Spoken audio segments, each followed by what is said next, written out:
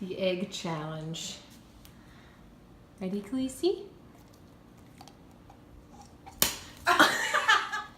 Egg challenge part 2. Come on, Khaleesi, you can do it. God! No! So this week's topic is failure and fear of it. So we're all afraid of failure. I think that you're probably not human if you don't relate to this topic. In our society today, failure is seen as kind of such a negative thing. Sometimes we set ourselves up for failure by trying to do too much or is what is beyond ourselves at that time. Or sometimes we protect ourselves from failure by doing just enough for what we are actually capable of. So in reality, most of growth comes from failure. So think of a time when you failed at something and think of what you learned from it or how you grew as a person because of that.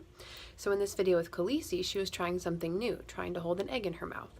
So on her first try, she dropped it. Now, if she had a fear of failure, she A, might not have even tried that in the first place, or B, she might not have tried it a second time. Now, I'm not sure if dogs really have a fear of failure, so let's just go with it. And so when she tried it on the second time, she did fail again. But maybe if we had tried it a third, a ninth, a 100th time, she would have gotten it. But I kind of wonder what this experience taught her about a fear of failure.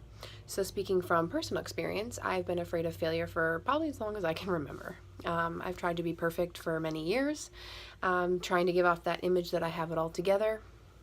And this kind of made me feel inauthentic in my relationships, like I was being fake. I wasn't really allowing myself to try the things that I wanted to try or kind of express the true person that I was. So it took me going through therapy, doing my master's program, which is basically an extended version of therapy, and trying new things to figure out who I was behind my fear of failure. So I moved all the way to Texas not knowing a single person because I wanted to finally try something that I had been wanting in my life, which was to get away from everything that I knew and be in a completely new place alone.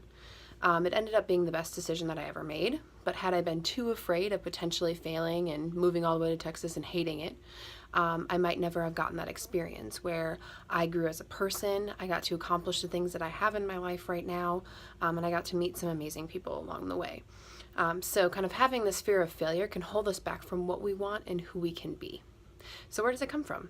It can come from our parents, our environment, societal messages, you name it. So anywhere, really. And what do we do about it? Through work with a therapist, we can kind of uncover kind of what we are so afraid of and start to gain the confidence to try new things and build our self-esteem. So think of something that you want to accomplish if you weren't afraid of failing, so whatever that may be, and talk to someone about it, maybe a therapist, maybe a friend, whatever it is, on how you could go on accomplishing that. So let's all try to put down our defenses of fear of failure for the week, and I'll see you guys next week.